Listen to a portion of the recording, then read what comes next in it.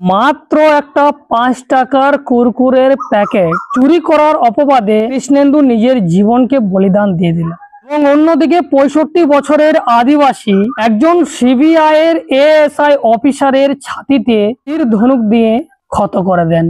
এবং এই ঘটনা নেট দুনিয়ায় যেন বন্যার মতো বয়ে চলেছে। কিন্তু এই যে কৃষ্ণেন্দু আর এই 65 বছরের আদিবাসী এই কাণ্ডটি করেছে, এই দুটি ঘটনার পেছনে রহস্য কি রয়েছে, এটি যদি আপনাদেরকে জানতে হয় তাহলে সম্পূর্ণ ভিডিওটি শুনতে হবে। 65 বছরের এই আদিবাসী, যার নাম দীনেশ মুর্মু, এই ধরনের একটা অন্যায় করেও সে কিনা বলে যে এতে আমার কোনো দুঃখ নেই, আমি আফসোস করি না। আপনাদের হয়তো এই কথাগুলো শুনে অবাক লাগবে আর আপনারা বলবেন এই সমস্ত ব্যক্তিদেরকে যেখানে পাবো সেখানেই এবার বুঝে নিন। কিন্তু জানেন এই ঘটনার পেছনে কি রহস্য রয়েছে? এই ঘটনার সত্যতা জানতে হলে আপনাদেরকে 30-32 বছর পেছনে যেতে হবে। দীনেশ মুর্মু তিনি বিহারে থাকতেন। তিনি রেলওয়ের গ্রুপ ডি এর কর্মচারী ছিলেন। 1993 সালে রেলওয়ের দুর্নীতির একটা মামলা সামনে আসে এবং সেখানে এই দীনেশ মুর্মু সিবিআই কে সাহায্য করেছিল। কিন্তু এই সাহায্যই তার কাছে বাধা হিসাবে দাঁড়িয়েছিল, যার জন্য তাকে মিথ্যা মামলায় ফাঁসানো হয়। মিথ্যা মামলা শুধু ফাঁসানো হয় না, তার সেই জব চলে যায়, সে অপমানের শিকার হয়, সে বাচ্চা কাচ্চা নিয়ে পথে বসে যায়। এবং তার 30 থেকে 32টা বছর যে অপমান সহ্য করেছে, যে জ্বালা যন্ত্রণা সহ্য করেছে, যে ছেলে মেয়েদেরকে মানুষের মতো মানুষ করার স্বপ্ন দেখে প্রতিটি বাবা মা, সেই স্বপ্নকে ছারখার করে দেওয়া হয়েছিল। আর যদিও তিনি একজন এডুকেটেড পারসন ছিলেন, তার প্রতিশোধ নেওয়ার জন্য তিনি খবর পায় উত্তরপ্রদেশের কোনো এক জায়গায় সিবিআই এর এই অফিসাররা এসেছে এবং সেই দীনেশ মুর্মু সেখানে চলে যান। যার পরে সেখানে যে সিবিআই এর এএসআই অফিসার ছিল তার সাথে একটু কথা হয় যে সিবিআই অফিসার যারা রয়েছে তাদের সাথে উনি মিট করতে চান।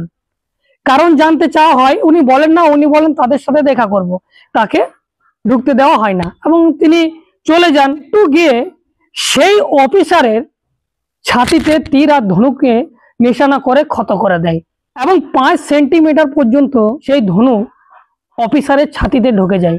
যদিও সেই অফিসার এখন সুস্থ রয়েছেন।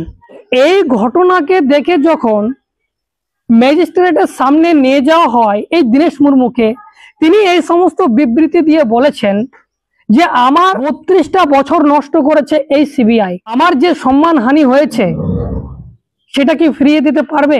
এই 32টা বছর যে আমার নষ্ট হলো, আমার ছেলে মেয়েদেরকে আমি কিভাবে লালন পালন করেছি, এর জন্য কি রাষ্ট্র দায়ী নয়? মিথ্যা মামলায় আমাকে যেভাবে ফাঁসানো হয়েছে তার জন্য কি রাষ্ট্র দায়ী নয়? সিবিআই যদি ভুল করে বসে, এনাদেরকে লাগাম কে লাগাবে? উনি বিভিন্ন রকম প্রশ্ন খাড়া করেন। উনি এটাও বলেন যে এখান থেকে অন্যায় শুরু হয়, সেখান থেকে এই ধরনের কাজ করে ন্যায়ের রাস্তাও খোলা যায়। যদিও এই সমস্ত বিষয় সংবিধান মান্যতা দেয় না, কিন্তু দীনেশ মুর্মুর এই যে যন্ত্রণা, এই যে বেদনা, আপনারা ভাবতে পারেন যে সময়ে ছেলে মেয়েদেরকে শিক্ষিত মানুষের মতো মানুষ গড়ে তোলার স্বপ্ন দেখে প্রতিটি বাবা মা, সেই সময়ে তার সমস্ত কিছু ক্যারিয়ারকে ধ্বংস করে দেওয়া হয়েছিল।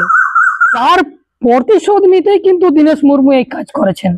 একটা ছোট্ট বাচ্চা সামান্য 5 টাকার একটা কুরকুরের চুরির অপবাদ সেই বাচ্চা সহ্য করতে না পেরে খাতায় লিখে দিয়েছিল, মা আমি চুরি করিনি, এটা কুড়িয়ে পেয়েছিলাম।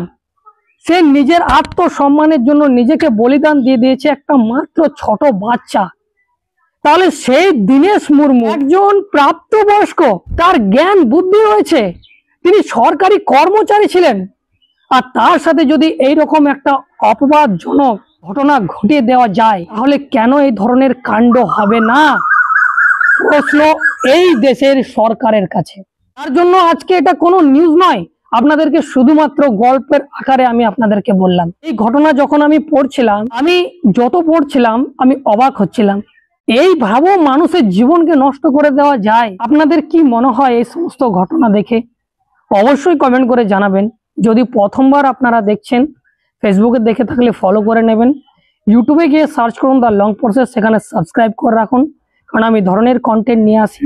এখন এই পর্যন্ত।